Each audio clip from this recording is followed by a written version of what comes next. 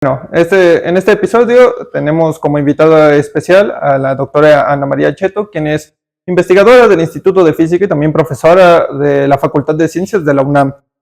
Bueno, antes que nada, muchas gracias por recibirnos aquí en su casa y pues esperamos que esto sirva de difusión para su trabajo y también para que la conozcan más. Hola Omar, sí, claro, con mucho gusto.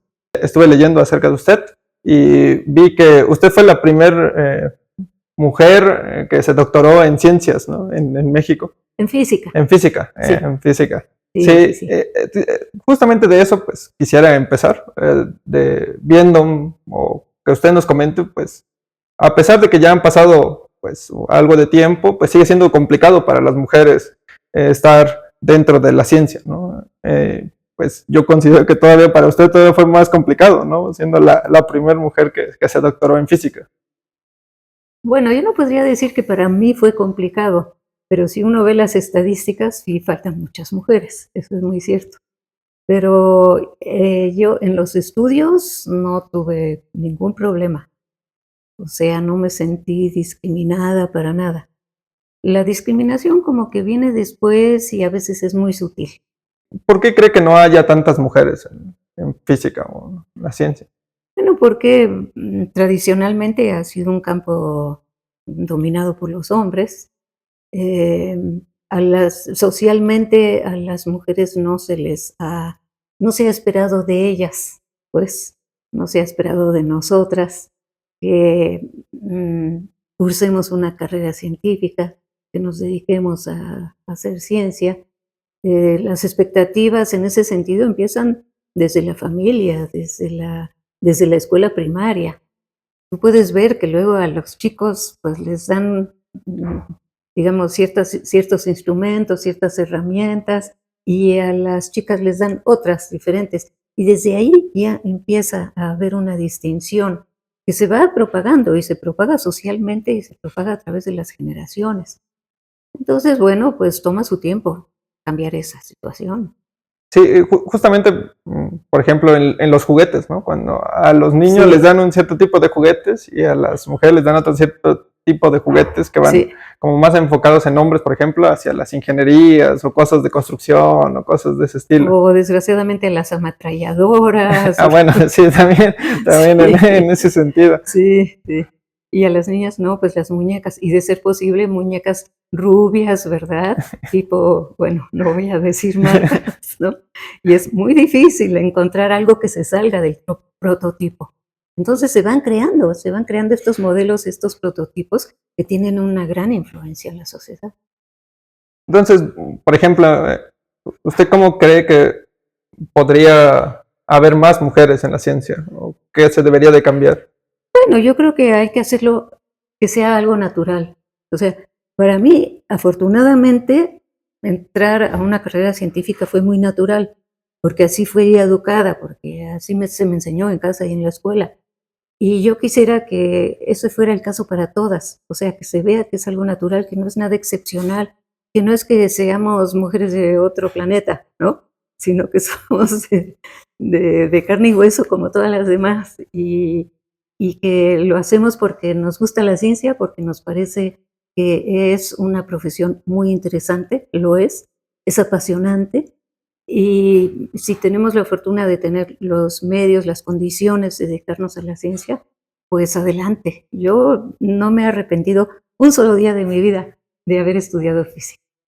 ¿Y usted recuerda cuándo fue la primera vez que empezó a interesarse por, sí, por cosas científicas? Es muy difícil porque, ¿sabes? Pues de niño no te dicen esto es ciencia, esto no es ciencia, ¿no? O sea, la palabra física, pues la aprendes mucho después. Hasta como en la Entonces no sé. secundaria o algo así, Sí, ¿no? ¿verdad? En la secundaria porque llevas, o al menos se llevaba, una materia que se llamaba física. Entonces, física es eso. Pero yo pensaba ya desde antes en muchos fenómenos de la física y no era consciente de eso. O sea, yo me preguntaba de qué está hecha la materia por dentro, cómo es que las partículas están moviéndose agitadamente y sin embargo los sólidos son duros y no cambian. O sea, ese tipo de preguntas y de observaciones yo las hacía y hasta después aprendí que eso es física. Sí, ya viéndolo en retrospectiva, ¿no? Sí. Y además usted, bueno, es experta en mecánica cuántica. Sí. Y justamente la mecánica cuántica, uno de los intereses que tiene es poder explicar justamente la estructura de la materia, ¿no? Exactamente. ¿A qué se debe que tenga esa extraordinaria estabilidad? La estabilidad atómica. Bueno, es una pregunta que en el fondo todavía no recibe una respuesta satisfactoria de consenso. Así están las cosas. O sea, sí hay formalismos, hay ecuaciones que tú las resuelves y sí llegan a que hay estados estacionarios de la materia. Pero ¿a qué se debe? ¿Cómo es que no se colapsan los electrones, no chocan con el núcleo? ¿Qué es lo que los está deteniendo? Si son cargas que están radiando, que están perdiendo energía, ¿cómo es que el núcleo, el átomo conserva su estabilidad? Y tiene varios estados posibles que son muy, muy estables, ¿no? Eso, en el fondo, todavía no recibe una respuesta satisfactoria. Y es el tipo de preguntas que yo me hago y que, pues, han guiado mi trabajo en los fundamentos de la cuántica. Además, ese tipo de preguntas, por ejemplo, de qué está hecho el Sí. universo y eso, son preguntas pues muy, muy viejas de la humanidad, ¿no? Que se han hecho Sí. desde los filósofos en la antigua Grecia, desde los romanos, y ha evolucionado, como menciona, pues la Sí. descripción de esto bueno, ahora actualmente de la mecánica cuántica, pero antes Sí. se trataron de explicar de diferentes formas. También existe pues una diferente corriente, o bueno, no diferentes corrientes, sino diferentes Sí, formas sí. de explicar o diferentes interpretaciones de la Interpretaciones. mecánica cuántica, Sí, ¿no? sí, hay varias, pero no son explicaciones, son interpretaciones. Interpretaciones, sí, Sí. son interpretaciones de la mecánica cuántica. Y lo que nosotros buscamos son explicaciones físicas. Sí. Pero ¿por qué hay tantas interpretaciones? Porque los objetos de los fenómenos cuánticos se dan a muy pequeña escala. No podemos ver realmente todo lo que está pasando a esa escala. Lo que vemos es como fotografías del grano grueso, ¿no? Como pixeladas. Eso es lo que estamos viendo. No estamos viendo el detalle fino.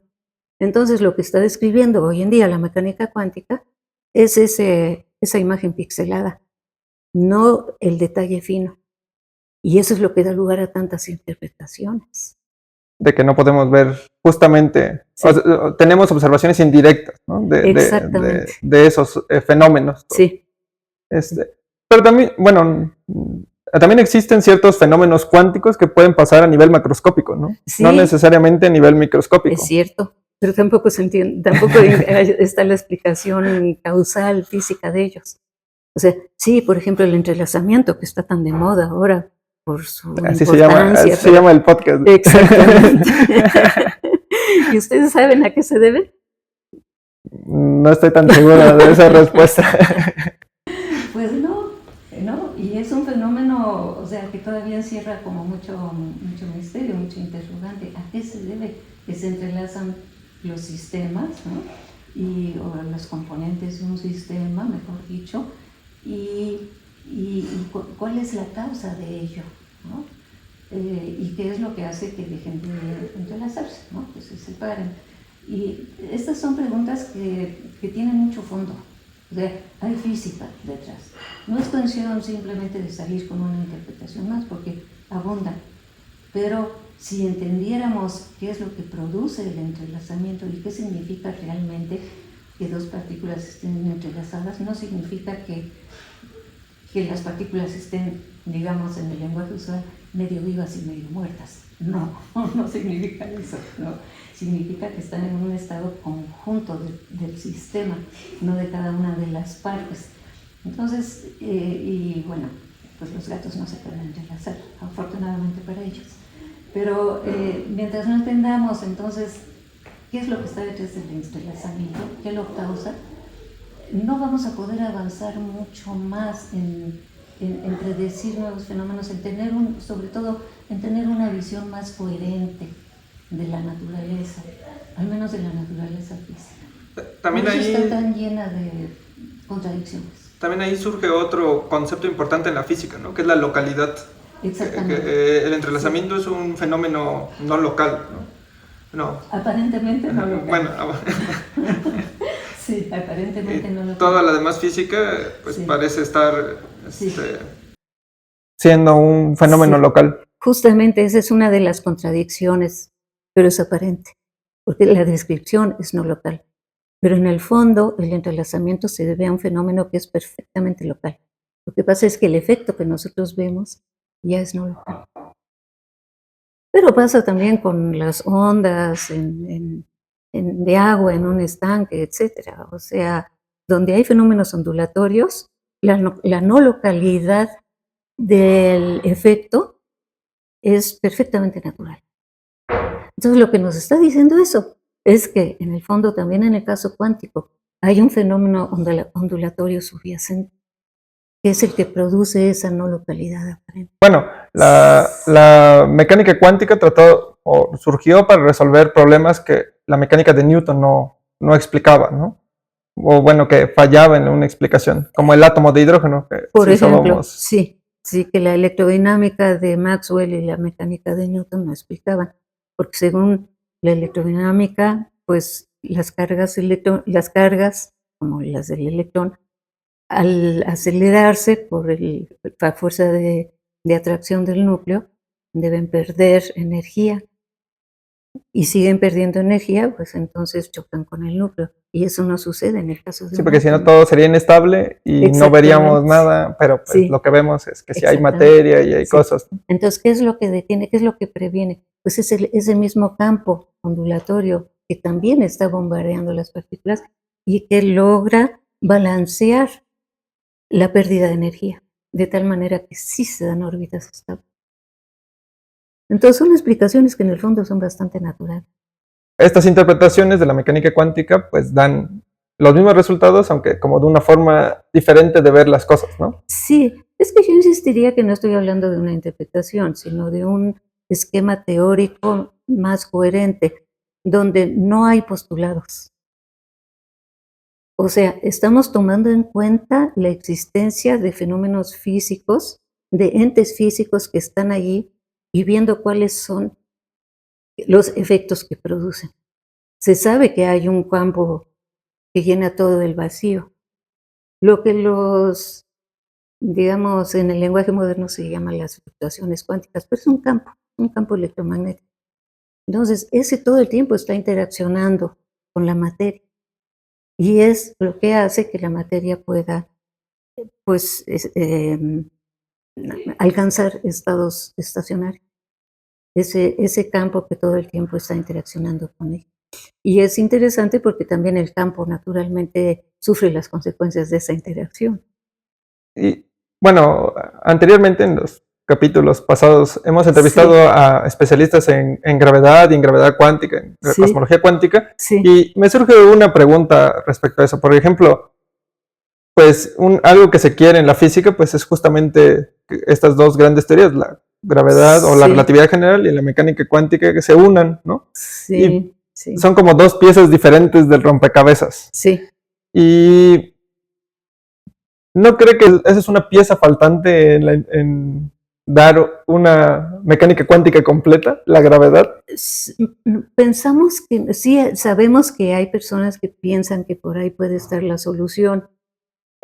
Para nosotros no es necesario introducir el campo gravitatorio, porque con el campo electromagnético tenemos suficiente finalmente los fenómenos atómicos son de carácter electromagnético. Ujú. O sea, es una cuestión de escalas. La fuerza de la gravedad es mucho menos intensa, o sea, no pinta. Se puede introducir como una perturbación y produce efectos mínimos, mínimos. Así tienes que hacer cálculos a muchos órdenes de magnitud, de precisión para encontrar un efecto de la fuerza de la gravedad en un sistema atómico, ¿no? Entonces, no ha sido necesario hasta ahora. Claro que finalmente uno quisiera tener un solo cuerpo teórico que incluya la gravedad e incluya todas las otras fuerzas. Pero para entender el fenómeno atómico no nos ha mostrado ser necesario. Por ejemplo, bueno, existen varias interpretaciones. La más conocida pues es la de Copenhague, ¿no? Que donde dice que Sí, pues la mecánica cuántica es probabilística. no, al contrario. Ah, sí, justamente la interpretación de Copenhague dice que puedes pensar en cada sistema individualmente y todas las propiedades, todas las observaciones las puedes atribuir a un solo sistema, con el resultado de que cuando haces una medición dices que se colapsa la función de onda porque la estás asignando a un solo elemento del ensamble. Pero nosotros pensamos al contrario, que lo que está describiendo la mecánica cuántica es un fenómeno estadístico y entonces tienes que usar justamente la teoría, la física estadística, teoría de probabilidades, etcétera. En esta interpretación, que es como la interpretación de Broglie-Bohm, ¿no? Es similar a esa interpretación. En ese caso es ya es ¿cómo se llama? Predictiva, se me olvidó el nombre. Es o sea, podemos decir a cada tiempo cuál es lo que podría suceder, ¿no?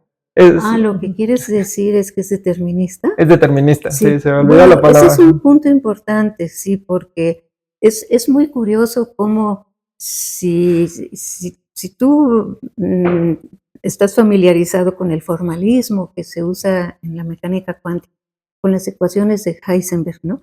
Las ecuaciones de Heisenberg te dan valores precisos para las frecuencias, para las energías de los estados estacionarios, las frecuencias, etc. Entonces parece una descripción determinista, porque son valores bien precisos. Sin embargo, a la hora que quieres saber dónde cayó el electrón o a qué horas, en qué instante se efectuó la transición, allí tu formalismo falla totalmente. Porque igual puede ser en una fracción de 10 a la menos 8 segundos, que a lo mejor tienes que esperar todo un segundo. O sea, ahí sí no te dice nada. Pero sí, o sea, es azarosa por un lado, es totalmente indeterminista cuando se trata de saber, por ejemplo, en qué instante o en qué lugar va a caer un electrón cuando haces un experimento de interferencia. Y por otro lado, sí te da cantidades muy precisas, que es la base del éxito del formalismo cuántico, que puedes hacer cálculos con una precisión formidable, ¿no? Pero siempre está esta otra parte que es estadística, es probabilista. O sea, eso hace ver que en el fondo, pues sí hay fluctuaciones, tienes que hacer un tratamiento estadístico. Y la pregunta es entonces, ¿cuál es la causa de ese comportamiento azaroso? Y entonces, ¿qué dicen? ¿Qué dice digamos, el lenguaje usual? Pues son las fluctuaciones de cuántica. ¿Y qué es eso? Es eso. No, es que hay un campo atrás que es el que está todo el tiempo bombardeando las partículas, interaccionando con ellas. Y eso no es interpretación, porque ese campo fue descubierto hace más de un siglo. Lo que pasa es que no había sido tomado en cuenta. O se le pone otro nombre, pero ahí está. Pero, por ejemplo, en ese caso, entonces, sí sería determinista, pero como con una excepción, ¿no? Causal, pero no determinista. Causal sí, porque a ese campo le estás asignando, estás diciendo que es la causa de los fenómenos, pero no es determinista porque aún con eso, tú no puedes saber en qué momento el electrón, por ejemplo, el de un átomo, va a responder a ese campo. Puedes conocer con precisión la amplitud, el tamaño de la respuesta, la intensidad de la respuesta, pero no el instante en que va a responder. Y eso es lo interesante, y qué bueno que haces esa observación, porque justamente, aunque metas las variables del campo como variables ocultas, no con eso completas toda la descripción, porque sigue habiendo ese elemento de azar, ¿no? Ese no te lo quitas de encima. Pero eso es muy usual en la física. Sí. Si tú piensas, por ejemplo, en los átomos de un gas, ¿no? O en el famoso caso del movimiento browniano, de las partículas que se están moviendo azarosamente, tú no conoces el momento preciso en el que la partícula se va a pasar de aquí para acá. Sí, de hecho, hasta por ejemplo Y sin embargo es una teoría causal. hasta por ejemplo en la termodinámica, ¿no? No conocemos, por ejemplo, sabemos que este cuarto se va a poner en equilibrio termodinámico con otro cuarto, por ejemplo, pero Sí. no sabemos cuándo va a pasar con Y exactitud. no sabemos dónde va a estar cada uno de los átomos de la atmósfera. Joder. No, y ni nos interesa. ¿Para qué? Sí. Sería ocioso, ¿no? Sí, conocer cada uno no sería tiene muy sentido. complicado. Una, medirlo y otro, Sí. comprobar que es cierto, ¿no? Sí. Por eso es tan importante la física estadística y el pensamiento estadístico en general. ¿Sí? También en la física, no solamente en la epidemiología o en la economía, también en la física.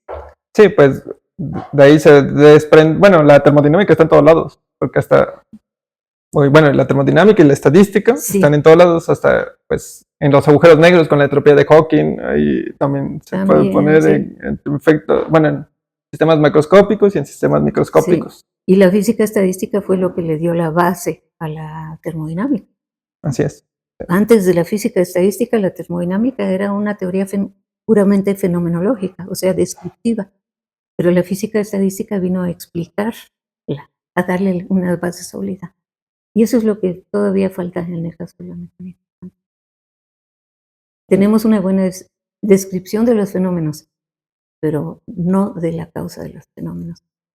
Y eso no nos permite entender, digamos, el último detalle. No conocemos las trayectorias de los electrones en los átomos. Unos dicen que los electrones no se mueven, que están fijos, otros dicen que están dando vueltas, en fin. Pero la verdad es que no los vemos. Sí, cuando hablamos de mecánica cuántica, pues pasan esas cosas poco usuales en el pensamiento clásico, en el pensamiento de Newton, ¿no? Que es, por ejemplo, pues no existen trayectorias, no existe... No, sí existen. ¿Cómo van a dejar de existir? Bueno. Sí, claro. Eso lo dijo Heisenberg y desde que lo dijo Heisenberg lo están repitiendo los libros de texto. Nada en la física ni fuera de la física comprueba que las trayectorias dejaron de existir. Y no tienen por qué dejar de existir, aunque no podamos describir. O sea, hay cosas que no se ven, pero siguen existiendo. Como la otra cara de la luna, que se decía que no existe porque no la vemos. Bueno, igual las trayectorias. No las vemos, no están en nuestra descripción, pero eso no significa que dejen de existir. ¿Y entonces qué pasaría con el electrón si no sigue un camino? ¿Desaparece? Pues no. Bueno, en esta ocasión también vamos a escuchar a nuestro compañero Juan Sebastián, que también va a preguntar algunas cosas. Y precisamente me ha tocado leer el libro que usted hizo sobre mecánica cuántica estocástica. Y tengo variedad de preguntas, que de hecho las anoté juiciosamente porque me parece importante que se deslumbren un poco la situación. Sí. Es que ustedes mencionan directamente que les agradaría, se preguntan por qué necesitan un aproximamiento fenomenológico de la mecánica cuántica. Su aproximación tiene dos posturas. La primera es que si se logra una verdadera descripción estadística de los sistemas cuánticos, luego no se puede reproducir finalmente toda la mecánica cuántica. O el modelo estocástico se construye de manera que reproduzca en detalle el comportamiento cuántico, pero luego se le detalla algunas propiedades extrañas. Estas propiedades extrañas son las que ustedes dicen variables ocultas, que evidentemente no se pueden detallar. ¿Por qué pensaron en una descripción de mecánica cuántica que hace una competencia a las otras interpretaciones y que precisamente las trayectorias son trayectorias estocásticas de las partículas que ustedes tratan de tomar? Sí, bueno, yo no puedo cansarme de decir que la teoría que estamos desarrollando no es una interpretación más, ¿no? Que no es una interpretación. O sea, interpretaciones hay muchas y están basadas en postulados o en conjeturas o en formas de ver la naturaleza en las que usualmente se sacrifica alguno de los principios de la física tal como la conocemos hasta ahora, ya sea el realismo, ya sea la localidad, etc. Lo que nosotros hacemos es precisamente desarrollar una teoría física causal y realista, o sea, donde decimos los fenómenos cuánticos tienen una causa. O sea, detrás de los postulados con los que nació la teoría, debe haber una causa, aunque no la conozcamos. No todo lo que existe lo vemos. Y eso es algo que los científicos deberíamos tener muy claro, porque pasa en todas las ciencias, lo mismo, ¿no? En la biología también usan técnicas microscópicas diferentes para conocer mejor un objeto, pero ninguna de las técnicas microscópicas te da el objeto en su completitud. Y Te es da necesario, diferentes imágenes. y es O necesario sea, la tener, realidad siempre es más rica que nuestras descripciones y que nuestra capacidad de conocer. Entonces, ¿cómo abordamos nosotros el tema de la fundamentación de la mecánica cuántica? Primero dijimos, bueno, vamos a entender cómo es que la mecánica cuántica tiene este componente estocástico, azaroso, por un lado, y por otro lado, como decía, nos da resultados tan precisos. Es muy bonita esa combinación, es una combinación, digamos, dialéctica, ¿no? Por un lado, la precisión, por otro lado, el azar, por eso desarrollamos una teoría que es meramente fenomenológica, que es descriptiva, para entender qué tipo de proceso estocástico es la mecánica cuántica. Y fue muy interesante porque el único proceso estocástico que se conoce bien, o que se conocía hace 50 años, era el movimiento browniano, justamente, ¿no? El de las famosas partículas de polen en una suspensión de agua. Y la mecánica cuántica no es movimiento browniano, no lo es. Pero ¿en qué consiste la diferencia? ¿Y en qué consisten las similitudes? Entonces, eso, una vez que ya habíamos entendido eso, que sí son diferentes y que uno es disipativo, el movimiento browniano, mientras que la mecánica cuántica, mm, por ejemplo, pensando otra vez en los átomos y sus órbitas estables, y esto es perfectamente eh, no disipativa, es conservativa. Es obviamente un proceso estocástico diferente. Una vez que entendimos esas diferencias, dijimos, bueno, ¿y cuál es la causa de la estocasticidad? En el caso browniano se conoce, es el golpeteo de las moléculas del agua sobre las granos de polen, digamos, ¿no?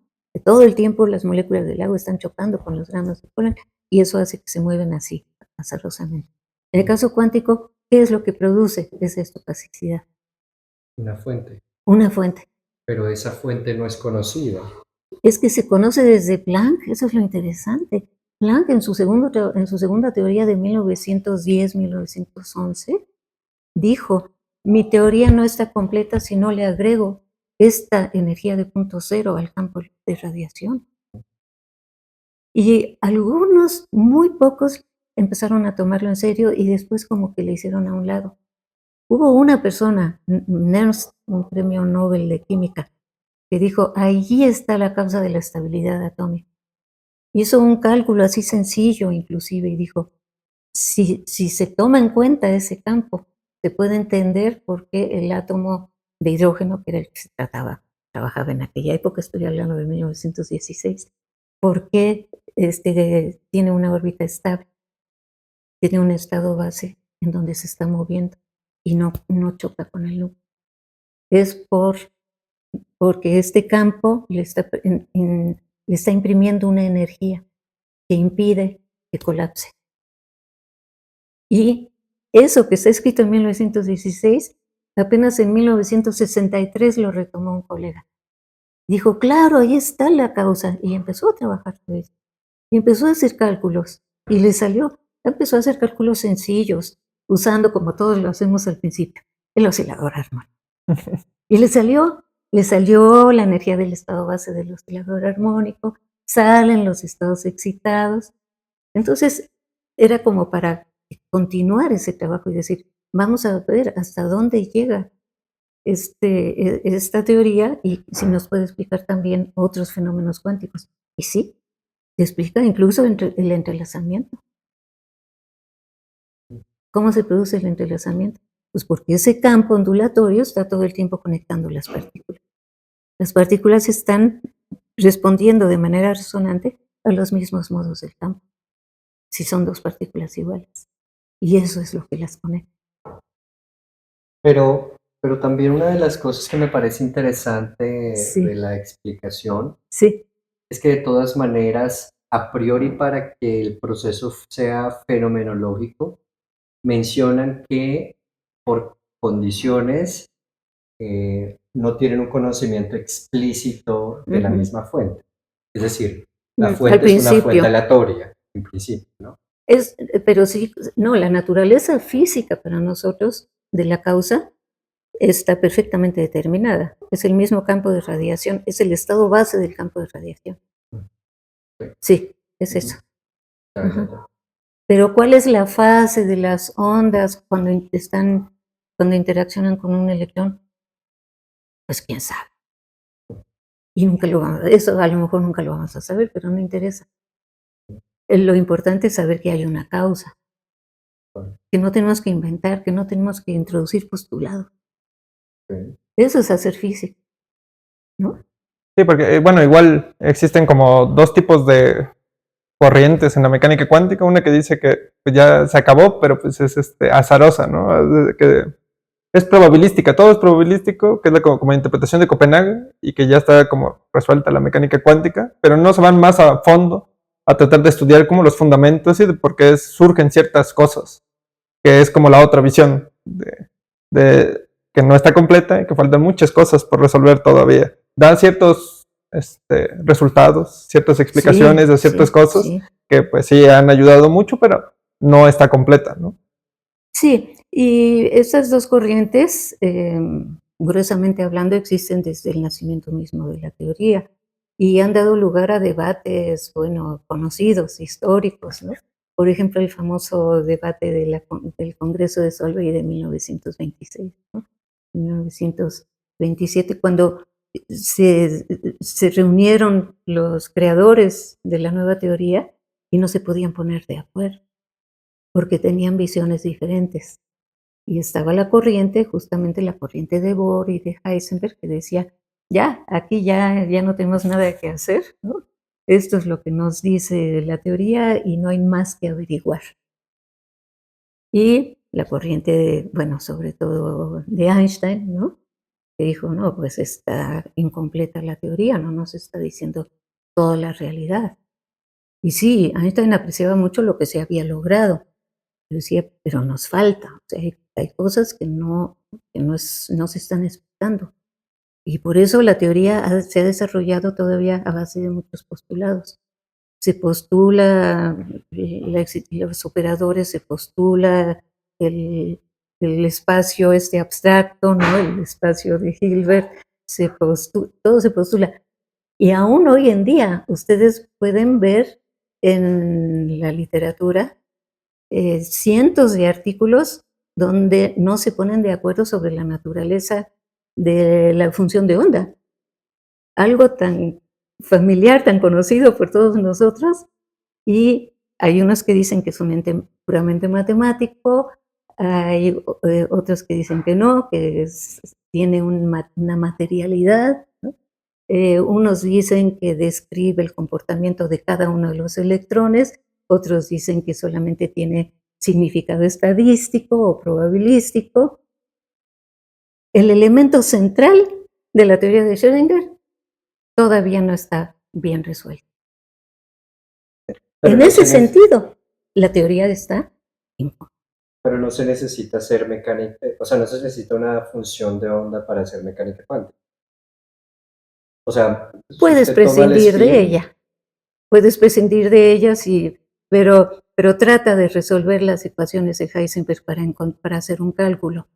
No, ni Heisenberg lo pudo hacer. o sea, digo yo que, Necesitas la herramienta de la teoría de Schrödinger para hacer los cálculos. claro, más bien a lo que voy es a Sí, que Dirac sí. pues cuantizó a la Dirac. Y ¿Y, entonces, y qué significa cuantizar? Ajá. Formalmente, ponerles gorritos a las letras. Bueno, en Porque eso es lo que en hizo. Dirac, sí. En Feynman, pues ya es diferente, ¿no? Pues inventó las trayectorias, pero no son trayectorias reales. O sea, son puras herramientas matemáticas, Sí. muy poderosas, pero no dejan de ser herramientas matemáticas. ok, Y estamos hablando de física, no de matemáticas. entiendo el punto al que va, o sea, esto resulta en una postura muy teórica en donde decimos, resulta siendo esto un argumento fuerte de la matemática, pero Sí. no del fundamento mismo de la mecánica. Sí, no del fundamento físico. Ok, Las perfecto. matemáticas son muy poderosas. Sí. Perfecto. Yo otra cosa que sí quería mencionar con respecto a esto es cómo yo podría hacer un experimento en mecánica cuántica estocástica. Este tiempo, estos 6 o 7 meses que he estudiado la teoría de ustedes, me he preguntado los últimos no muchos experimentos de los Sí, premios Nobel que han sí, ganado sobre la mecánica cuántica, sí, entrelazamiento y demás, sí, sí. son muy relevantes porque su tecnología es supremamente increíble. Sin embargo, cuando leo esto de ustedes, estos Ujú. fundamentos tan fuertes, me pregunto yo, Sí. ¿qué debería hacer una persona para encontrar una trayectoria estocástica? Para encontrar la trayectoria de los electrones. Bueno, todavía no se puede, pero yo no pierdo las esperanzas. Bueno, yo soy muy einsteiniana en muchos sentidos. Entre otros, estoy totalmente de acuerdo en su afirmación de que es la teoría la que determina el experimento, ¿no? Y además Einstein mismo lo demostró en más de una ocasión, porque él desarrolló la teoría general de la relatividad, la gravitación, sin tener un experimento que le dijera hacia dónde ir. El experimento lo hicieron después. Ah, sí, se comprobó. No faltaba más, ¿no? Pero con muchas otras cosas. La teoría de Einstein de 1916 sobre las transiciones espontáneas e inducidas, allí predijo el funcionamiento del láser. Eso fue en 1916 y el primer láser funcionó en 1960. O sea, la teoría, buena teoría, avanza mucho. Y yo creo que hoy en día falta buena teoría, de verdad. Pero por otro lado, sí se ha avanzado muchísimo en la experimentación. Entonces, eso nos debe dar posibilidades de próximamente poner a prueba nuestra teoría. Los últimos premios Nobel, el penúltimo sí se dio a las personas que han hecho experimentos relacionados con el teorema de Bell, el entrelazamiento y esto, ¿no? Los experimentos son muy buenos, yo no los cuestiono para nada. Y se vio la desigualdad de Bell, lo cual me parece perfectamente natural porque la desigualdad de Bell fue, fue derivada bajo supuestos que no necesariamente se cumplen. Entonces a mí no me preocupa que se viole, al contrario, para mí no se tenían que hacer los experimentos. Pero bueno, comprobaron que se viola, ¿no? La mecánica cuántica los viola. En fin, pero pues esas técnicas que han usado para hacer los experimentos, para demostrar la violación de la desigualdad de Bell, que a mí no me preocupa, han servido para pues afinar toda la tecnología que se usa o se usará en el futuro para las comunicaciones. Eso es lo que hace tan relevante y tan interesante y tan atractivo el trabajo experimental relacionado con el entrelazamiento. Sí, bueno, por ejemplo, pues muchas personas que no están familiarizadas con la mecánica cuántica o con la física, pues temas de mecánica cuántica parecen ser como de ciencia ficción para ellos, ¿no? Pero, pues como menciona, Sí, están en la tecnología, en las computadoras, en los celulares, en la comunicación, exactamente. ¿no? Sí, sí, eso es, o sea, más que ciencia realmente fundamental, lo que se está premiando con los premios Nobel es el desarrollo tecnológico de experimentos cada vez más finos, instrumentación cada vez más potente, etcétera. El último premio Nobel también va en esa dirección porque se dio a las personas que han logrado producir fenómenos a escalas de tiempo cada vez más pequeñas, ¿no? Y son escalas de tiempo que sí, que en un futuro cercano, si siguen en esa dirección, nos van a poder llevar más allá del límite de resolución temporal de la descripción cuántica actual. Porque la descripción cuántica actual implica un límite de resolución en el tiempo. No estamos viendo las trayectorias, no, solamente estamos viendo las transiciones, que son muy lentas comparadas con el movimiento de las trayectorias. Duran una transición, una vida media de un átomo excitado, pues es de 10 a la menos 8 segundos. Si los electrones, digamos, están dando algún tipo de vuelta en torno al núcleo, esas vueltas son muchísimo más rápidas. Entonces, difícilmente las podemos seguir. Lo único que vemos, pues, es una imagen ya acumulada, ¿no? Lo que llaman la nube electrónica, pero sin seguir. Ahora, aparte de eso, de que los experimentos, creo que cada vez más refinados, nos pueden llevar en algún momento a poner a prueba un fenómeno cuántico más allá de los límites de la descripción actual. Yo sí pienso que se va a dar, no sé si todavía me toque verlo, pero seguro que se va a dar. Hay otros sistemas macroscópicos donde se han observado fenómenos de cuantización análogos, no iguales a los de la cuantización de los átomos, pero análogos, y de eso se puede aprender también. Por ejemplo, hay sistemas hidrodinámicos en donde se ven analogías cuánticas. Entonces, de ahí podemos aprender, sin tener que esperar a poder hacer experimentos en orden de tiempo de 10 a la menos 15 segundos. Sí, justamente esos experimentos análogos creo que tienen que ver justamente con las guías de onda, ¿no? En algunos casos, porque justamente así se ven como los patrones de interferencia o cosas de ese estilo, ¿no? Sí, experimentos de óptica. Yo lo que tengo en mente son los experimentos que le están haciendo varios grupos que trabajan en hidrodinámica y en un campo que se llama analogías cuánticas de la hidrodinámica, donde en vez del electrón, pues lo que tienen es una gota que se está moviendo, impulsada precisamente por una superficie vibratoria, como si fuera el campo de fondo, ¿no? Pero no es electromagnético, sino que es de un líquido. Y esas gotas entonces describen trayectorias que llegan a cuantizarse, las trayectorias. Entonces, o sea, como órbitas, ¿no? Y eso no quiero decir que así funcione el sistema atómico, pero sí podemos aprender de ello. Hay veces que, por ejemplo, yo he visto que existen ciertas personas que usan siempre la palabra cuántico para todo, ¿no? Para todo. Y entonces, a mí me gustaría escuchar su opinión, usted que es una persona experta en mecánica cuántica y que sabe de mecánica cuántica, que, por ejemplo, lo usan hasta para decir cosas de terapias, ¿no? Dicen terapias cuánticas, cosas cuánticas. A mí me gustaría saber su opinión de usted cuando ve ese tipo de, o no sé si los ha visto, supongo que sí ha visto. Sí, claro, sí. Bueno, pues es que llama mucho la atención. Yo creo que en buena medida porque digamos, el fenómeno cuántico está como arropado así de una nube de misterio, ¿no? De magia. Y eso, pues siempre es atractivo para la gente.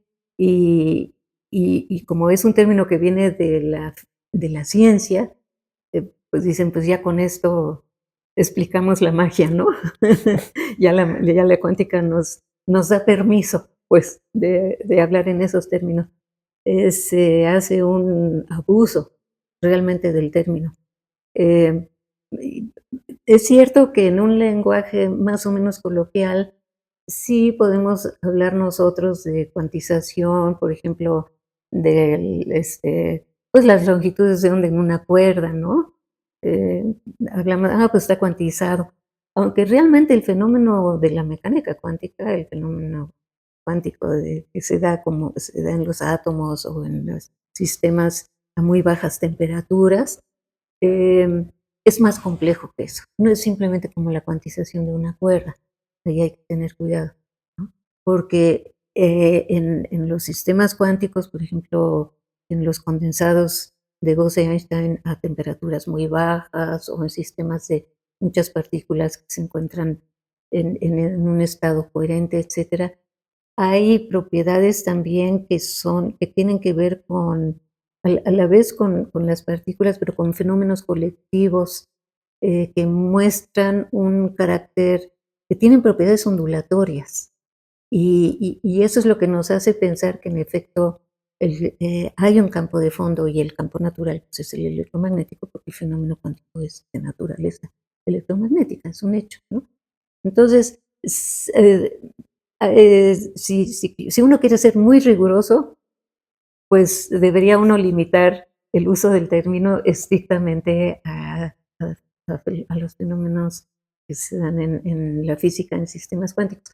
Pero pues ya usándolo con más libertad sí podemos hablar de No, pero hay personas que pero sí se no, exceden. Abusan demasiado. no, hablar de los Hay- saltos cuánticos y de las... He visto gente que hace operaciones cuánticas, Sí, o sea, una cosa que uno dice, sí. Bueno, por ejemplo, pues sí, en ese caso afecta mucho, pero por ejemplo, si nada más lo ponen en una película que sabes que es ciencia ficción y dicen que por algún efecto cuántico resuelven algo, pues a lo mejor es Tampoco, diferente. sí, tampoco. Lo que sí es cierto es que hay que tener mucho cuidado. Sí, incluso le echan, digamos, la culpa de la física cuántica a la percepción extrasensorial y estas Sí, cosas, ¿no? Y no, o sea, sí, es que, y yo entiendo que para el público en general no es fácil distinguir entre una cosa y otra, porque tampoco es que los físicos sepamos exactamente hasta qué escala puede haber fenómenos de coherencia, ¿no?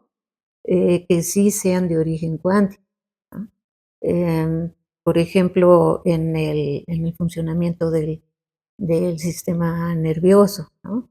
O en el funcionamiento de un grupo de moléculas que forman un conjunto bien estructurado, por ejemplo, en el sistema fotosintético también.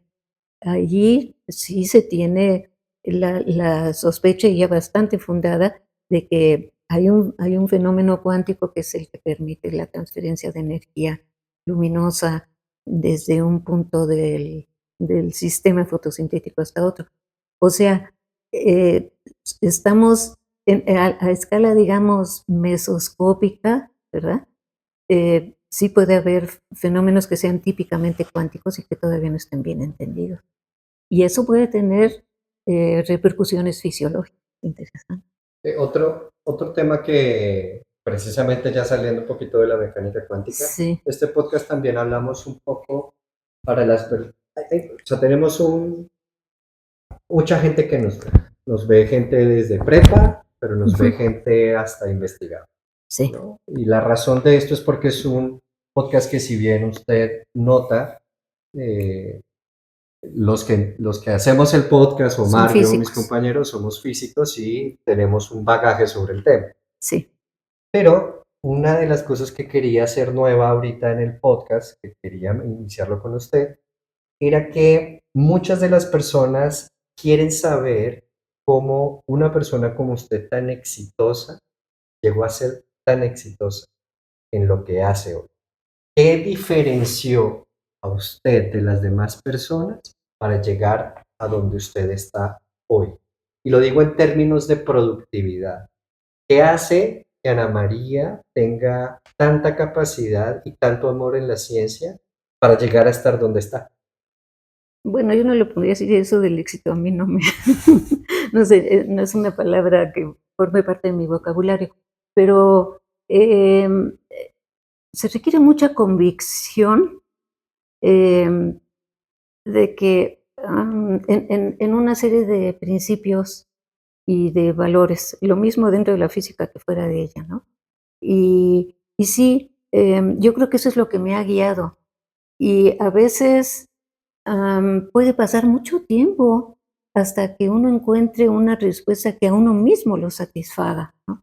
Por ejemplo, esta es una pregunta básica que yo me hice hace muchos años fue, pues, pero ¿de dónde sale eso de los operadores? ¿No? ¿Qué nos están diciendo? ¿Por qué tenemos que usar operadores? ¿Y qué tiene que ver eso con, pues también con la descripción de Schrödinger, que es como en el espacio real, ¿no? Y, y es una pregunta que me regresaba, y había momentos en que decía, a lo mejor la puedo abordar, pero no, hasta que apenas últimamente dije, ya, como que te cae el 20 y regresas a tu pregunta, porque estás convencido de que debe haber una causa detrás. Entonces, no es que la abandones y te dediques a algo más sencillo y ya la abandones para siempre. Sí, es bueno a veces dedicarse a algo más sencillo porque si no te frustras, pero pero no tires por la borda tus preguntas fundamentales, porque son las que finalmente te van a llevar más lejos, ¿no? Entonces, eso sí, y es una actitud frente, no solamente frente a la ciencia o frente a la búsqueda de explicaciones, y de mayor comprensión de la naturaleza, sino, más en general frente a la vida, ¿no? Frente a la vida, frente a la sociedad. O sea, dejarse guiar por principios y por valores y trabajar bastante también. Sí, Ujú. sí se requiere dedicación y trabajo, pero, lo que te estimula es justamente que vas encontrando respuestas, aunque a veces sí, pues, pasa tiempo, ¿eh? No creas que no. ¿Y qué pasa cuando ese estímulo, Sí, usted una vez tuve la oportunidad de darla en el Sinvestav, de un coloquio precisamente, sí, un coloquio en donde hablaba precisamente sobre las revistas sí, que son de este tipo de revistas que atacan a las personas para que entren y mandar un montón de correos, sí, pedir Ya. por mí, sí, sí, etcétera. sí, sí, que todos recibimos todos los días, sí. Exacto. Ujú. ¿Qué pasa cuando ese éxito que usted menciona de la dedicación tan formal, ahora en la actualidad de nosotros, los Sí, físicos que estamos tratando, sí, está muy encontronada sí, con la situación económica de la persona? Un ejemplo, le sí, pongo un ejemplo. sí, Muchos de nosotros tenemos que publicar algo, sí, porque evidentemente si no publicamos no perecen. vamos a perecen, exacto. Sí, ¿Cómo mantener esa constancia, esa felicidad sí, y encontrarla? Porque sí, muchas veces nosotros decimos, nos gustaría publicar algo fundamental, pero sí, evidentemente no todo es No, fundamental. o aparte, a sí, veces requiere más tiempo, sí, ese tipo de sí, respuesta requiere mucho más tiempo y si tenemos, no sé, alguna revisión anual o cada 2 años, un tiempo sí, corto, a lo mejor no da tiempo para sí. adentrarse a algo más profundo. Tiene ustedes toda la razón. O sea, el sistema actual de evaluación del trabajo científico opera en contra de ese trabajo más profundo, de más largo plazo, de largo aliento. Nuestros colegas del extranjero que trabajan en fundamentos de la física cuántica lo hacen fuera de sus horas de trabajo, porque no les pagan por ello, ¿no?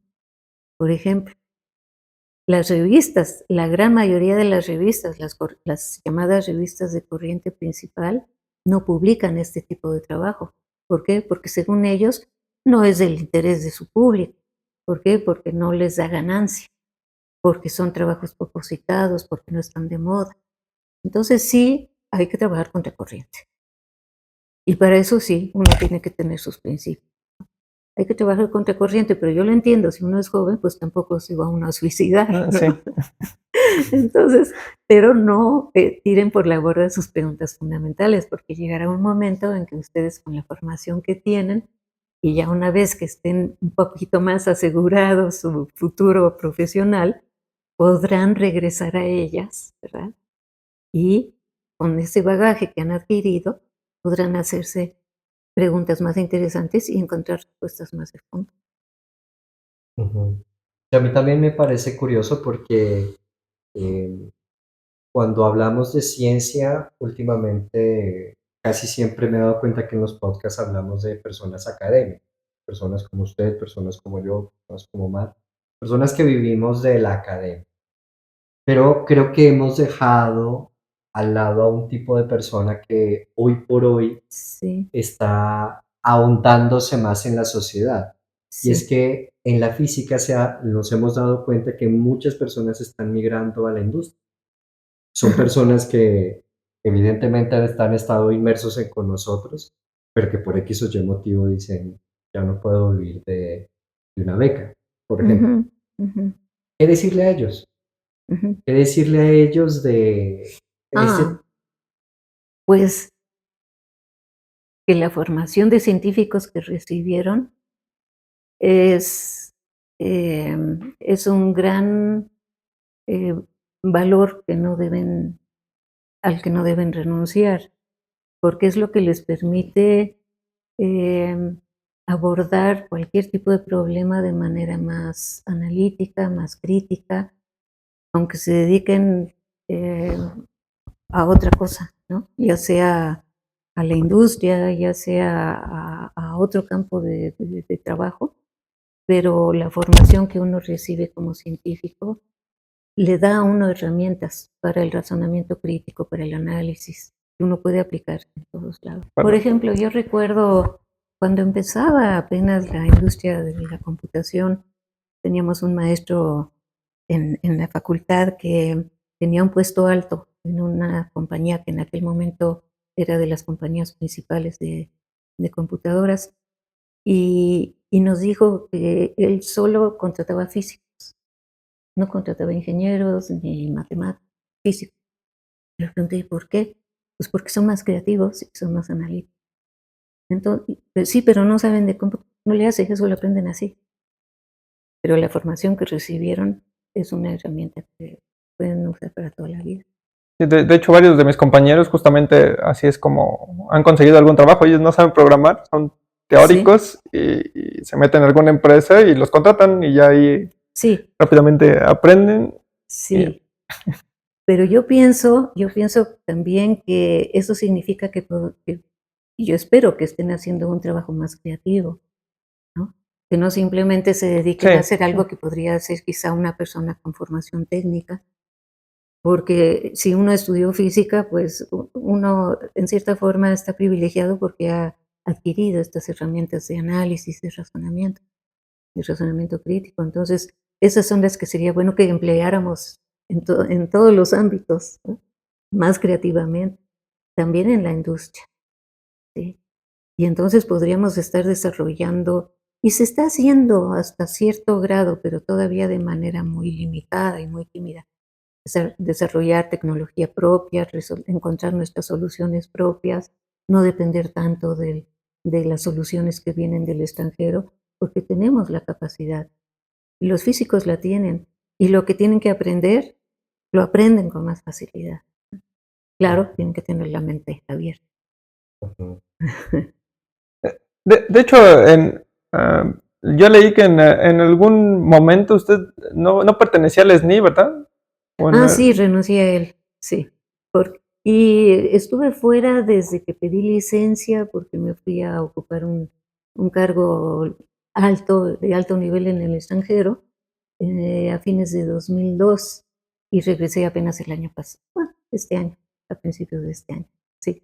Y viví tranquila fuera del SNI, no tenía yo que presentar informes. Eso es un punto de tranquilidad. Sí, Pero igual, además, en el tiempo que usted estaba fuera, sí. estaba también haciendo actividades Sí, siendo física, investigación. ¿no? Haciendo Sí, sí, sí, sí, investigación claro, y muy aún así, claro. Sí, para mí el reconocimiento del SNI no significaba una obligación y la falta de reconocimiento del SNI tampoco significaba la falta de esa obligación. Sí me siento muy comprometida, muy obligada a hacer mi trabajo, pero no porque alguien más me esté evaluando por ello. sí, bueno, a lo que quería llegar es, pues, que a veces, pues, la burocracia también no, no es como lo mejor en este país, ¿no? Entonces, aunque usted estaba realizando actividades como física, Sí. no se lo tomaron en cuenta, ¿no? No, pero yo tampoco me preocupé por ello. Ah, bueno, sí. Sí. O sea, yo creo que y no solamente lo creo, sino que estoy trabajando también activamente por lograr que se desligue nuestro trabajo y nuestro reconocimiento y nuestro ingreso salarial de estos sistemas de evaluación que no son nada neutrales, ¿no? O sea, persiguen ciertos fines que ni siquiera están definidos por nosotros mismos, es la verdad. Entonces, desvincular la evaluación de lo que es nuestro reconocimiento entre los pares, por un lado, y de lo que es nuestro ingreso por el trabajo que hacemos, creo que sería muy saludable y que ya hace falta.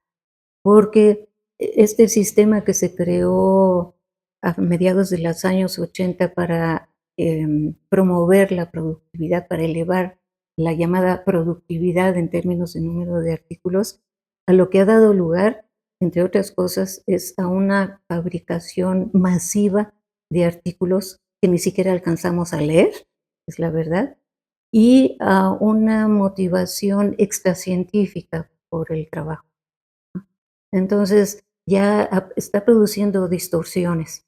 Inclusive las áreas, los temas de trabajo muchas veces se definen en función de qué es lo que se premia, qué es lo que se evalúa, ¿no? Qué es lo que recibe más financiamiento, etcétera. Y eso produce distorsiones que no le convienen a la ciencia, porque no la hacen avanzar más a fondo realmente. Sí hacen producir más artículos, pero eso no es hacer más ciencia.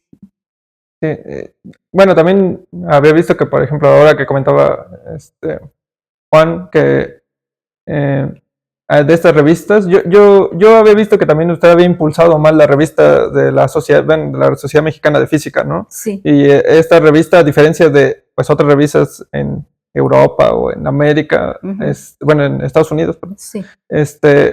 no es como, no es de paga, ¿no? No es como allá que uno tiene que pagar para poder ver los artículos y también para publicar a veces. Sí. Esta revista es diferente, esta revista es pues gratuita, ¿no? Sí, es gratuita para los autores y para los lectores. Es absolutamente gratuito, lo que llamo acceso libre y abierto, genuino, ¿no?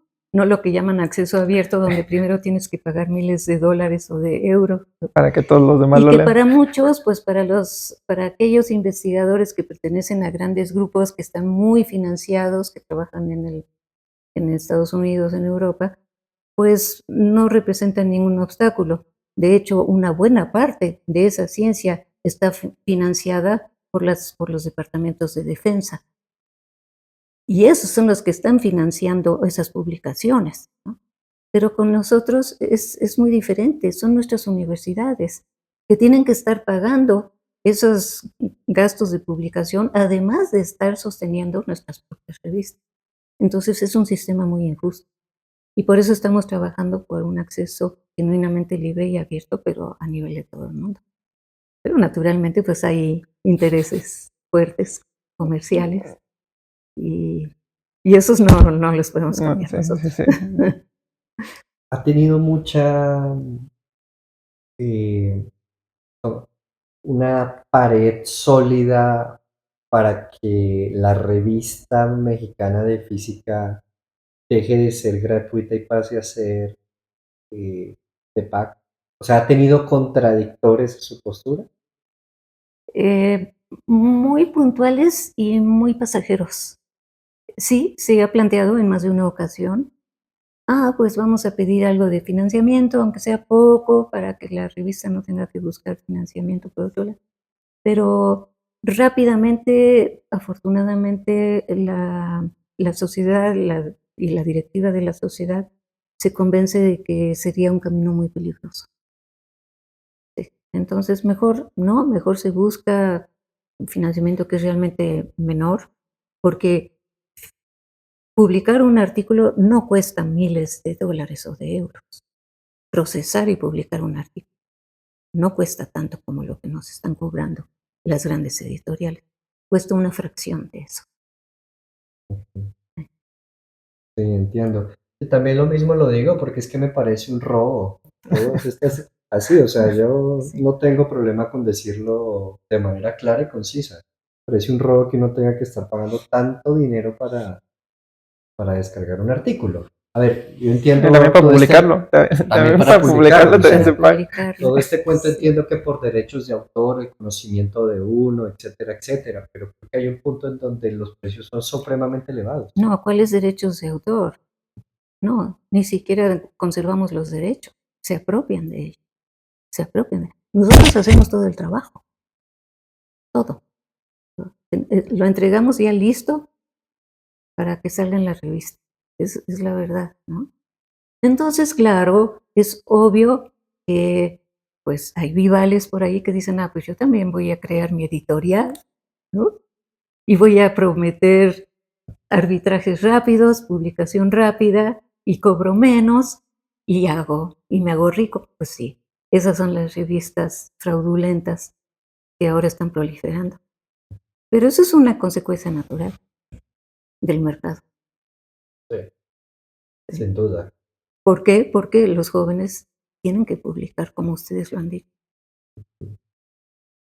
Y si les prometen una publicación fácil y rápida. ¿Cuándo fueron las elecciones de México? ¿Hace un mes? ¿Hace un mes más o A menos? principios de junio, hace 2 meses. Hace 2 meses hablábamos con Julieta Fierro, o 2 días antes de las elecciones, y le preguntábamos a ella qué esperaba sobre la nueva. En ese momento era claro que iba a ser mujer, sea Claudia Sheinbaum o sea Xochitl, pero iba a ser mujer. Julieta nos contestó un poco sobre más bien qué esperaba sobre sus miedos.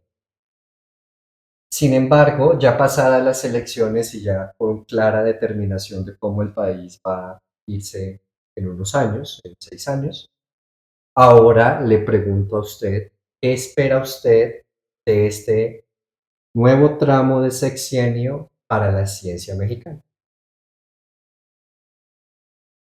Yo, yo espero en general, pienso que lo que le conviene al país es invertir más en ciencia, definitivamente, em, y por múltiples razones. Y cuando digo en ciencia no estoy pensando solamente en investigación científica, que tiene que ser creativa, de frontera, con motivación propia, ¿no? Sino también en ciencia en el sentido más amplio, en el sentido de ciencia abierta. La educación científica en el sistema educativo tiene mucho que desear, mucho. Yo pienso que es urgente que se introduzca una, digamos, una forma, lo que nosotros hemos aprendido en los siglos de la ciencia, que es precisamente la forma de razonar, de analizar, que ha llevado a la ciencia tan lejos, ¿no? No forma parte todavía de la cultura en general. Y mientras eso no se atienda, eh, tampoco se va a entender por qué necesita un país invertir lo que es propiamente ciencia, ¿no? Si no se reconoce el valor de la creación del conocimiento, ciencia como una forma de crear conocimiento y de crear mentes independientes. Y eso es lo que yo espero. Entonces, no es solamente específicamente mayor inversión en ciencia, que haya más laboratorios, que haya más posibilidad de avanzar en ciencia básica, siempre con nuestras motivaciones, sino que penetre más la cultura científica en general en la población, ¿no? Que se valore la creación del conocimiento como, como un elemento importante para el desarrollo humano. Aparte de todo lo que se dice todos los días, de la importancia de la ciencia para el desarrollo sostenible, para enfrentar las consecuencias del cambio climático, etcétera. Sí, y demás problemas mundiales. La agenda del desarrollo 2030, etcétera. Pero yo pienso que es importante la ciencia como herramienta de razonamiento. Por eso abogo también por la teoría, ¿no? Y hasta por la filosofía. No, no, no eliminarla de los planes de estudio, no eliminarla de la enseñanza, por la misma razón, porque es la que nos permite darnos cuenta del valor del pensamiento. ¿La ciencia en México está en cuidados intensivos o no? No, yo creo que lo que quieres decir es que debería estar o que... Que sí está en este momento. ¿Pero qué quieres decir con que, o sea, que esté en situación crítica, dices? Ajá, No. se lo menciono por lo siguiente, gran parte de investigadores que uno encuentra en Staff o en lugares relevantes de México, pareciera que mencionaran que tienen un inconformismo, sea por este sexenio, sea por acumulación de problemas antes de ese sexenio, pero que tienen un sentimiento de que evidentemente falta. Y eso me hace pensar como Ya. estudiante que pareciera que común denominador es eso, que pareciera que la ciencia está en cuidados intensivos. No, yo creo que ese es un problema que venimos arrastrando desde hace mucho, O sea, hay una dependencia científica en nuestro país que es producto, pues, de nuestra historia y siempre hemos estado como al margen de la producción científica mundial, mirando lo que se hace en otro lado, no identificando nuestras propias motivaciones para invertir en ciencia. Eh, y pienso que eso no va a cambiar mientras no se reconozca que la ciencia no solamente es lo que se produce en unos cuantos laboratorios o grupos especializados de investigación, en el CIMBESTAF, en las universidades, etcétera, sino que es algo mucho más amplio. Por eso es tan importante que se sume el país al movimiento de ciencia abierta, porque sería una forma de reconocer que la ciencia nos da más que simplemente unos cuantos productos de investigación. ¿Qué opinas, Sí, Manuel? bueno, yo creo que, por ejemplo, como menciona la doctora, la ciencia en México no es algo como cultural, o no Sí, hay otras cosas que en México se consideran como parte del conocimiento sí, cultural, como la literatura, o sí. que, bueno, están más... si tú no sabes, por ejemplo, si tú nunca has leído el Quijote de la Mancha, te van a considerar una persona inculta. Inculta. Pero si Sí. tú no te sabes las leyes de Newton, tú no eres una persona inculta. Entonces yo considero también que la ciencia debería de ser algo que esté dentro de la cultura en México y que las personas Sí, deberían tener una mejor cultura. Justamente, sí, pues, por ejemplo, lo que estuvimos hablando hace rato, y que las personas no crean todo lo que leen, por ejemplo, sí, y que no, nada más porque diga cuántico algo, sí. deba de ser cierto o deba de tener algo o esté relacionado con la ciencia, en verdad. Entonces yo considero que, pues, en ese sentido, pues sí debería de haber algo más profundo para... Algo más profundo, sí, exactamente. Algo que permita a los jóvenes y a los futuros adultos, pues, distinguir, por ejemplo, cuando lee algo en una red social o en la prensa o lo que sea, distinguir entre la verdad y lo verdadero y lo falso, hasta donde se pueda distinguir. Claro, todos podemos caer a veces en el engaño, pero necesitamos sí formarnos un cierto criterio, ¿no? Y poder distinguir. Y, y eso es parte de una cultura mucho más amplia que debe incluir la ciencia, sí debe ser parte de la cultura. Ese es mi punto. Yo quisiera preguntarle acerca de, bueno, yo leí que estuvo relacionada con con 2 premios Nobel, ¿no? Sí. Que se le dieron a diferentes instituciones en las cuales Ujú. usted pertenecía en el momento que se dio Sí. esa premiación, ¿no? A mí me Sí. gustaría saber un poco más de su experiencia justamente en esas organizaciones y Sí. en lo que usted estaba haciendo en esos momentos. Las 2 fueron experiencias sumamente valiosas para mí. No son parte de mi vida, digamos. La primera fue como miembro del Consejo Ejecutivo de las Conferencias Pugwash, que es un movimiento no solo de científicos, son científicos y también hay diplomáticos, antiguos militares y otras personas. Es relativamente cerrado, no hace publicidad y eso es a propósito para poder, digamos, discutir y discurrir con mayor libertad, pues. Pero es un movimiento importante que se fundó en 1957, em, en plena Guerra Fría.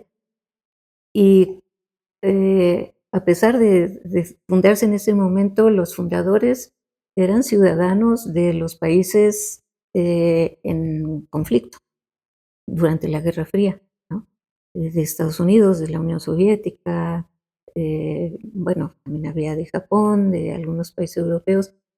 Em, y me tocó entrar a mí a fines de los 80 y me pareció muy interesante, sobre todo porque me di cuenta que trayendo yo una formación pacifista de origen, simplemente por el hecho de ser mexicana, bueno, y además hija de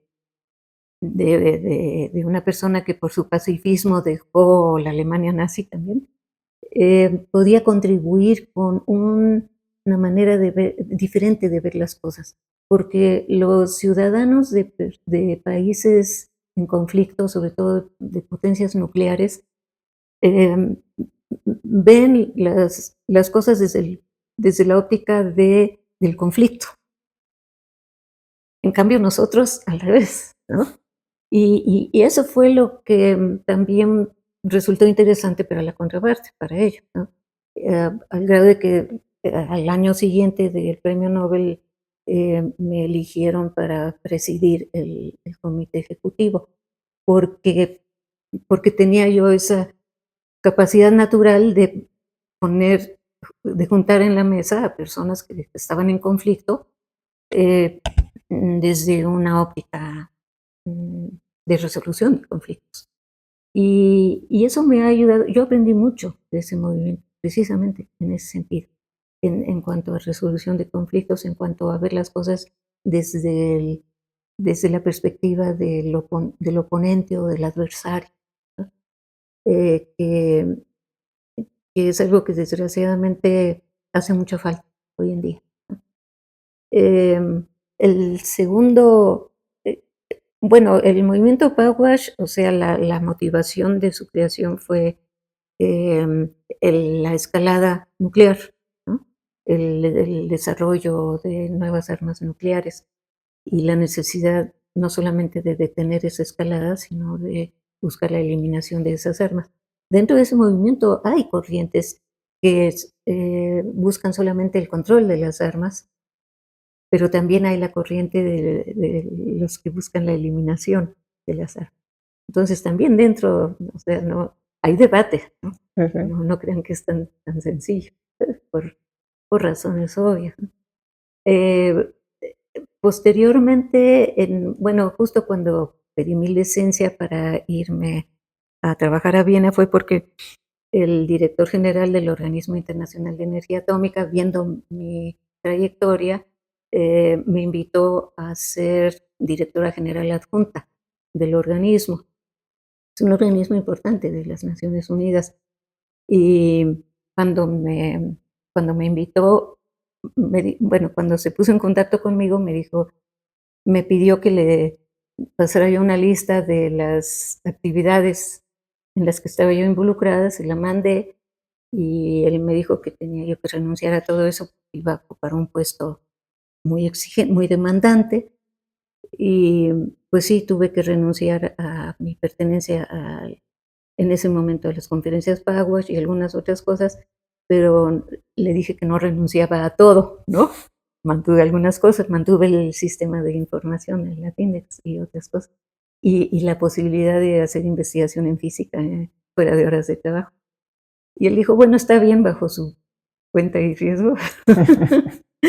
Y fueron 8 años que finalmente pasé allí, o sea, me fue renovando el contrato, porque yo estaba encargada también allí de la parte más pacífica del organismo, que es la cooperación técnica, que apoya a todos los países para que sepan cómo manejar materiales nucleares, qué hacer con los desechos radioactivos que salen de los hospitales o de la industria, etcétera, o de las plantas nucleares, etcétera. O sea, todo lo que es pacífico, las tecnologías pacíficas nucleares. Y es la otra cara de la moneda, ¿no? Entonces fue una experiencia muy, muy interesante. Y sí, yo entré en 2003, en 2005 recibimos el premio Nobel. Y mi primera reacción, yo recuerdo cuando me lo dijeron en mi oficina, ay, ¿sabías? Y dije, uff, ahora resulta más fácil ganar, sacar 2 premios Nobel que acabar con las armas nucleares. Es horrible, qué horror. Y ahí siguen, y se siguen desarrollando, ¿eh? Siguen invirtiendo mucho en nuevo armamento, nuclear y no nuclear. Así están las cosas. Nada más Sí, terminando eso, esa experiencia en el OIA, en el Organismo Internacional de Energía Atómica, bueno, para mí fue así también muy interesante, yo aprendí muchísimo, fue muy aleccionadora, ¿no? Entre otras cosas, aprendí mucho de la diplomacia, porque ahí tenía yo que negociar con los representantes de todos los países miembros, que pues eran los diplomáticos, los embajadores, ¿no? Y de los cuales depende la financiación del programa de cooperación técnica. O sea que si yo no los convencía con el programa, simplemente no había dinero, ¿no? Y sí, cuando llegué daban del orden de 60 millones de dólares al año y yo logré subirlo a 100 millones, pero precisamente dialogando haciéndoles ver, ¿no? El valor, la importancia del trabajo que se estaba haciendo y eso. Entonces sí aprende uno también de la diplomacia. Uno cree que los diplomáticos están ahí solamente para pasarse la buena vida, pero no.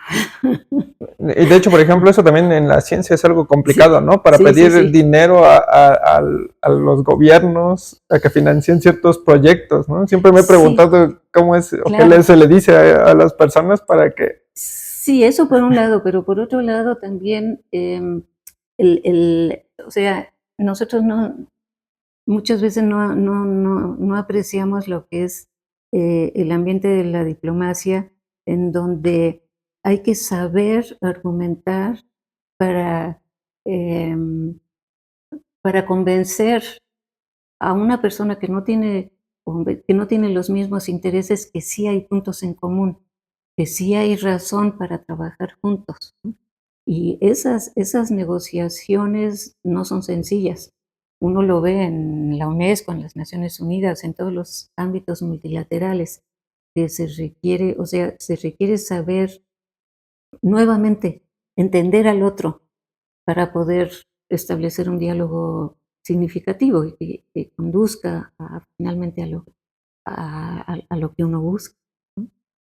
Y sí, Ujú. es un verdadero arte también. Y bueno, ya antes de finalizar, también, bueno, a mí me gustaría preguntarle que si tiene algún consejo que le pudiera dar a alguien que va empezando en la ciencia. Bueno, yo no suelo dar consejos. No. No, eh, es curioso, yo creo que también eso lo aprendí de mis padres, porque no nos daban consejos, o sea, nos daban el ejemplo, ¿no? Y nos apoyaban, pero nunca les oí dar un consejo de: "Te sugiero hacer", no.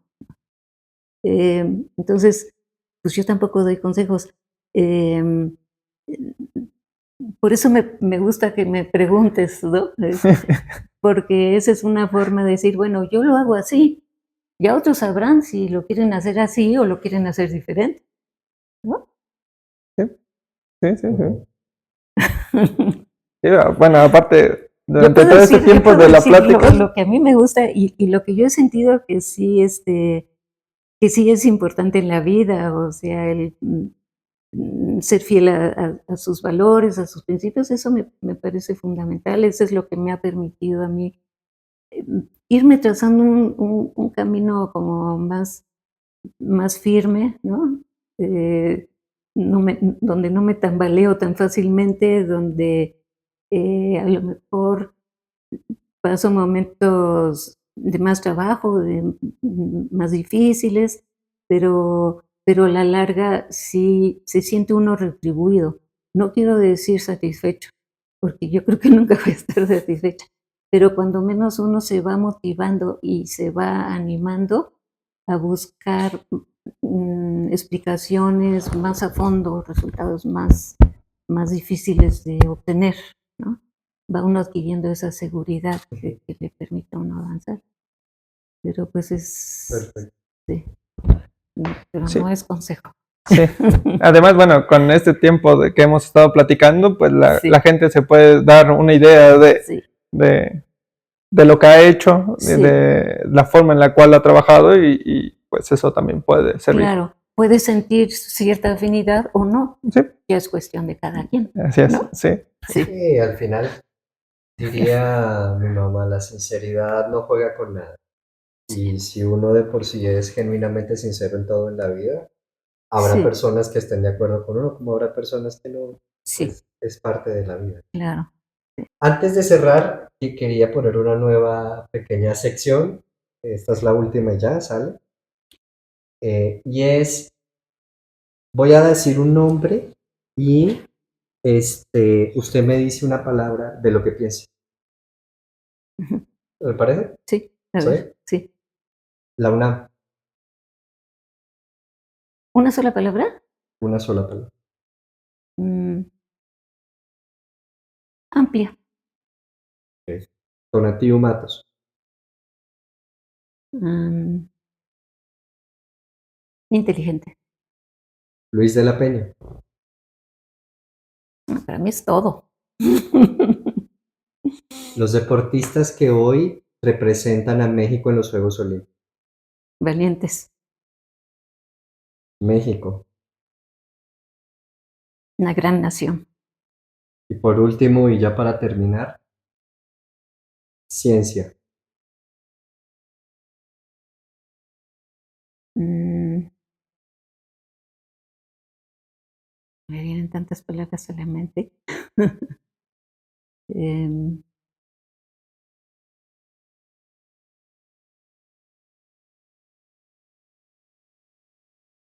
demasiadas.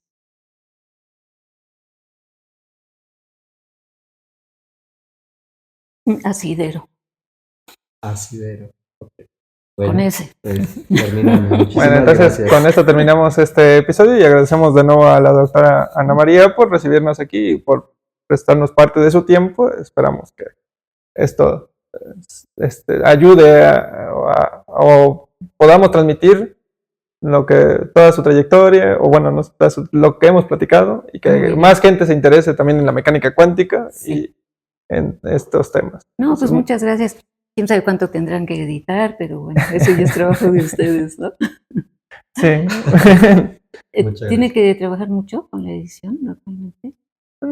No mucho, no mucho. Es que está bastante bien sincronizado. Lo más Ajá. difícil para mí es sincronizarlo. Sincronizar. Una vez Sí. que esté sincronizado ya es Ah, ya es bueno. mucho más sencillo porque como Sí. son tomas fijas, casi nunca se mueven y Ah, ya. todo casi queda exactamente igual desde el inicio.